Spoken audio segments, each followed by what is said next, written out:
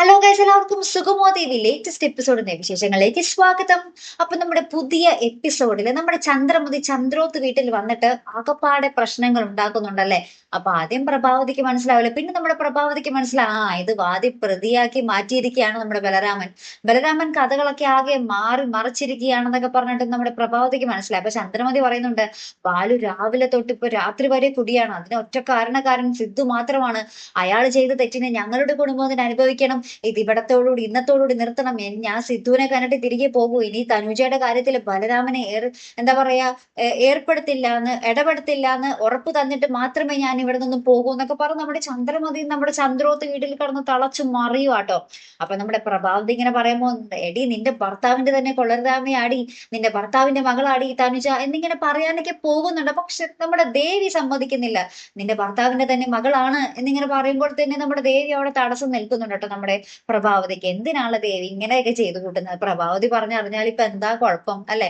എപ്പോഴായാലും നമ്മുടെ ചന്ദ്രമതി കാര്യങ്ങളൊക്കെ അറിയണം. അത് ബലരാമൻ വഴി അറിഞ്ഞാലും പ്രഭാവതി വഴി അറിഞ്ഞാലൊക്കെ സെയിം തന്നെ ആയിരിക്കും അല്ലെ. അപ്പൊ എന്തായാലും നമ്മുടെ ദേവി എന്നിട്ട് തടഞ്ഞിട്ട് നമ്മുടെ പ്രഭാവതി ഒരു മുറിയിൽ കൊണ്ടുപോയിട്ട് പൂട്ടിയിടുന്നുണ്ട് കേട്ടോ. അമ്മ എവിടെ ഇരിക്കും, അമ്മ കൂളാക്, അമ്മ അച്ഛനെ ഒന്ന് വിളിച്ച് ചോദിക്ക് എന്ത് ചെയ്യണോന്നുള്ളത്. ഇപ്പൊ അമ്മ പറയല്ലേ, ബലരാമനങ്ങൾ ഒരു ദിവസം സമയം കൂടിയല്ലേ നമ്മളോട് ചോദിച്ചിരിക്കുന്നത്, അപ്പോഴൊക്കെ എല്ലാം ശരിയാകും. അമ്മ ഇപ്പൊ പറഞ്ഞാല് ചന്ദ്രാന്റി എന്തെങ്കിലും കടുങ്കൈ ചെയ്യും എന്നൊക്കെ പറഞ്ഞ് നമ്മുടെ ദേവി പ്രഭാവതിയോട് പറയുവാട്ടെ. എന്നിട്ട് നമ്മുടെ ദേവി പോയി ചന്ദ്രമതി ഇങ്ങനെ ആശ്വസിപ്പിച്ചൊക്കെ നിർത്താൻ നോക്കുന്നൊക്കെ ഉണ്ട്. അപ്പുറത്ത് നമ്മുടെ പ്രഭാവതി ഇപ്പൊ സിദ്ധാർത്ഥനെ വിളിച്ചിട്ട് പറയുന്നുണ്ട്, ചന്ദ്രമതി ഇവിടെ കിടന്ന് ആകപ്പാടെ ബഹളാണ് സിദ്ധു, നമ്മളാണ് അദ്ദേഹത്തിന്റെ കുടുംബം തകർത്തതെന്നും അദ്ദേഹത്തെ കുടിപ്പിക്കുന്നത് എന്നൊക്കെ പറഞ്ഞ ചന്ദ്രമതി ഇവിടെ കിടന്ന് ഭയങ്കര ബഹളാണെന്നൊക്കെ പറയുമ്പോൾ ഇത് കേൾക്കുമ്പോൾ നമ്മുടെ സിദ്ധാർത്ഥൻ ആകപ്പാടെ പിടിവിടുന്നുണ്ട്. അപ്പൊ സിദ്ധാർത്ഥൻ വേഗം തന്നെ എന്നീ കാര്യത്തിൽ ഞാനൊരു തീരുമാനം ഉണ്ടാക്കും എന്ന് പറഞ്ഞിട്ട് നമ്മുടെ ബലരാമന്റെ വീട്ടിലേക്ക് പോകുന്ന ഒരു രംഗങ്ങൾ തന്നെയാട്ടോ നമുക്ക് കാണാൻ സാധിക്കുന്നത്. അപ്പൊ ദേവിക്ക് എന്തൊക്കെയോ പേടി തോന്നിയിട്ട് ദേവി നന്ദനെ വിളിച്ച് പറയുന്നുണ്ട്, നന്ദ, അച്ഛൻ ബലരാമൻ അങ്കിളിന്റെ വീട്ടിലേക്ക് പോകുന്നു എന്ന് പറഞ്ഞ് പോയിട്ടുണ്ട്. അച്ഛൻ നന്ദു ഒന്ന് വേഗം ചെന്ന് അച്ഛനെ ഒന്ന് നോക്കണേ, അവിടെ ചെന്ന് നോക്കണേ എന്നൊക്കെ പറഞ്ഞ് നന്ദുവിനെ നമ്മുടെ ദേവിക ബലരാമൻ അങ്കിളിന്റെ വീട്ടിലേക്ക് വിടുന്നുണ്ട് കേട്ടോ.